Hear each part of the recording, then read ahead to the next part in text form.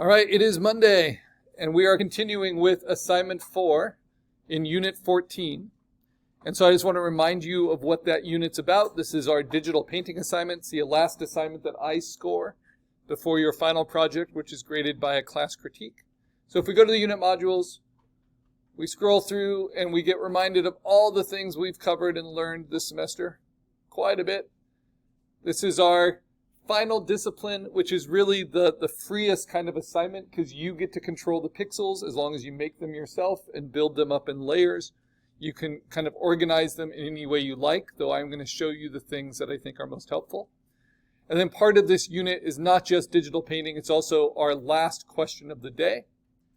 This question of the day is the impact of AI and kind of generative image making and the impact that has on the validity and authorship that people have for digital images, right, in contemporary art, how it muddies it. So what sort of difficulties does AI, generative digital imagery, commonly run into about its value and validity that human-made digital media doesn't usually have to deal with? So whether it's synthetic or human, right? I have this slide presentation about the pros and cons of making use of this, and I mentioned that you could use it for ideation phase here, for references that might be helpful. So please put your thoughts onto that question. If you want some extra help for that, and to review that you've gotten all the questions of the day for the semester, there's only 4 of them, go to the questions of the day page right off the home page, and you'll see that I've added some class notes from these things. So this is from my other section. We did this Venn diagram of AI-generated versus human-generated digital imagery, right? And what you're looking for is artwork that has aesthetics that are towards a clear purpose, artworks that spark new ideas, and artworks that help you see things in new ways. And then this is what we value in digital art versus traditional art, right? So all those things can be helpful.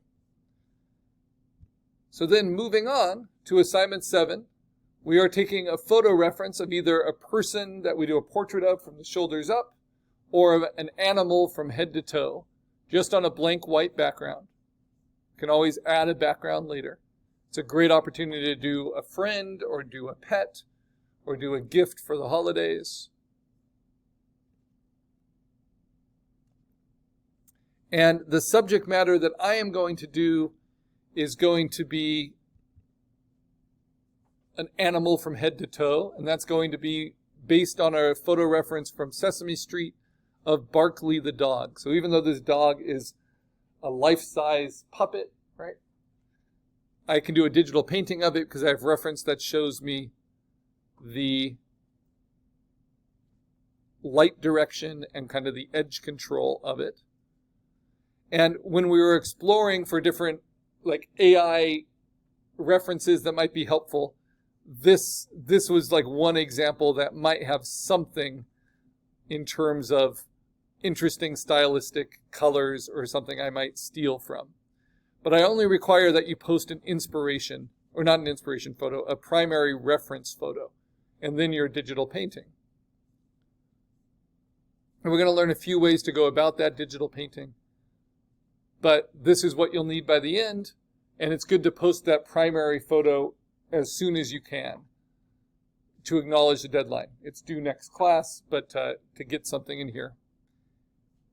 And then we're going to do our finished digital painting in whatever techniques we want. This one is made to look like watercolor. This one's made to look like a type of paint called encaustic. It's in beeswax.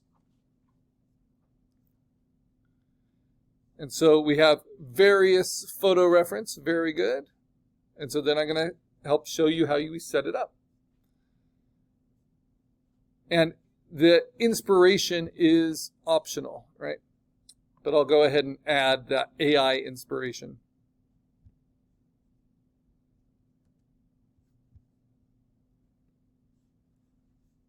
Even though it's not the best. And then I might find some art historical inspiration too. I happen to love painting, so I'm pretty familiar with different ways of how paint can be organized. And with this kind of really energetic subject matter, with a lot of that line art, I could reference Van Gogh. You know, that could be a way I paint it, but I'm actually going to go for someone a little bit later from the 1950s. I'm going to look at de Kooning, American abstract expressionist painter. And then his paintings are incredibly energetic, right? And it'd be nice to get that kind of quality into my digital painting of this dog. And what de Kooning's paintings as inspiration is they're really fun to take palettes from, to take colors from. So I'm going to download a few of these. I'm just going to drag them right into my assignment 7 folder. And you'll see how they come into play as I set up my project.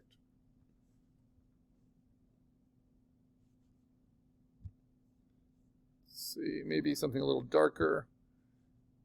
Sometimes he does abstractions. Other times they're just non-representational. All right. So I don't need to add all of those to here, but I'll show you how we set them up.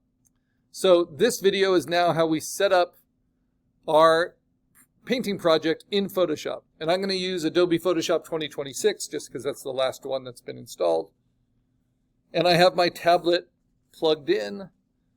A painting tablet is absolutely essential for what we're doing. And then I'm going to say New File. And I'm going to call it my name, as we've gotten used to doing, and then Assignment 7. And this will be my Barkley digital painting. Now, what's the size? It needs to be minimum 8 by 10 inches by 300 pixels per inch. Because we're using Photoshop in the lab, I feel like I can go quite a bit bigger with it, so I'm going to go 11 by 14 inches. And I'm going to use a resolution of 350 pixels per inch. But make sure you're doing at least 8 by 10 by 300, as in the assignment parameters. This is something we want to have the option for printing for our final portfolio. And now I'm going to do a little something different. So this is like a gessoed panel or canvas. It's primed white. It's ready for my painting. This will be my painting surface. But if I'm working from photo reference, usually I would stick those on the side of my easel or on the side of my desk. So I'm going to immediately go to Image Canvas Size, just in setting this up.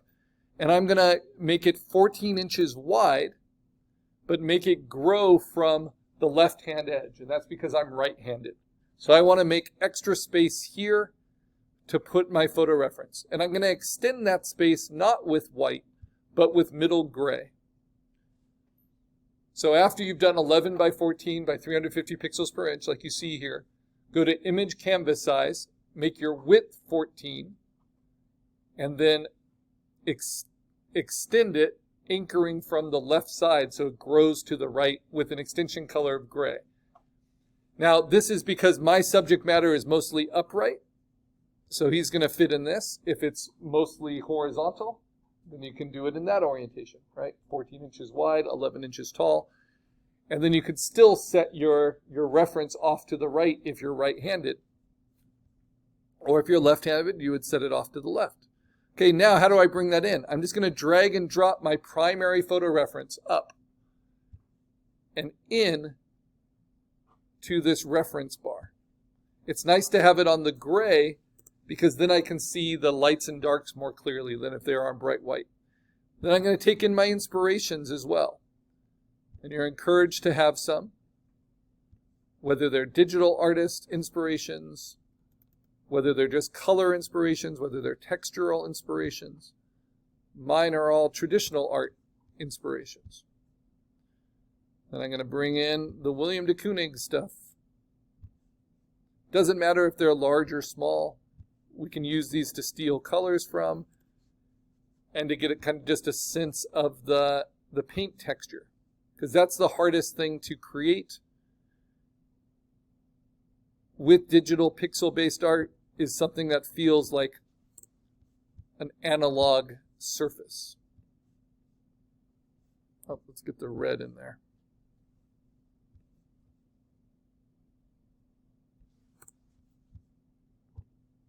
And then this one for some darks. And you can also put them off to another side too. And I can even hold down Shift and distort this, just because I want some of those darker colors. And then the AI reference, right? Ideation. If I wanted to make Barkley more monstrous, like maybe this could help. So I'll just throw that over here because I've run out of room over here. All right, now with all these references, I'm going to select them all and put them into a folder. Call that folder reference. And there's only 3 layers I require you to have for your digital painting assignment in how you build the painting. And you might even not use a references within the program, but I definitely recommend it because that allows you to steal color directly from them, right? But you might be looking, off to an image in preview or something instead. But the 3 required layers are a blank white layer on the bottom, just like we did with digital coloring. Good afternoon. And then on top of that, we are going to do what's called a base color layer. So I'm just labeling these required layers for digital painting. And then on top of that, we are going to do what's called refined paint layer. Okay, so there are lots of ways we could go about this, and you can definitely add more layers, but please keep your blank white layer locked. Please keep your references, if you have them, locked so you don't accidentally paint on those layers. And the base color layer, I'm going to show you what that is. That's where I'm going to start. But there are 2 main approaches I want to teach you that you'll see in the assignment. You have to choose between them. This example, and there's a whole tutorial video on it, copying from an old master. This starts with base color.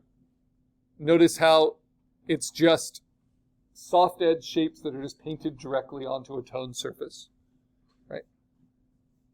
These examples, this one just starts with base color, just big toned shapes put down and then kind of carved out into the more detailed as it goes. But this one starts with a sketched line. So I'm going to show you both what I call a base color approach or a speed painting approach, and then also a sketching approach. And you get to determine what's most appropriate for your subject matter. So with the base color layer, we're going to use the brush tool. We're going to learn a lot about the brush tool for this project. And we're going to use just a really standard brush that we've used before. When we were doing digital inking in Photoshop, I wanted you to just use the hard, round, pressure size brush. You don't want to use the top 2 because those won't be pressure sensitive for their size. And you don't want to use the 5th and 6th options of the basic brushes because those are pressure sensitive, not for size, but for opacity. We want to be able to control the opacity directly. So we use the hard, round, pressure size brush. It's the 4th one down. When you use that, you get to control the size of it and the hardness. And I'm just going to keep it, you can play with that, but I'm going to keep it at 100% hardness. Well, I'll do it 90% hardness. Because 100% is pretty darn harsh. And then I want a size that's pretty big, like a big eraser. Pretty big paintbrush. And then opacity, your base color layer, you want the opacity up to 100 because the whole point is to get rid of the white. So how would I start this? This is the speed painting method, this method. I start by holding down Option. We're going to stay on the brush tool almost the entire time. I hold down Option and it changes my brush tool to what's called the eyedropper tool, which allows me to steal a color. And this is the color of the white fur from the photo reference, believe it or not.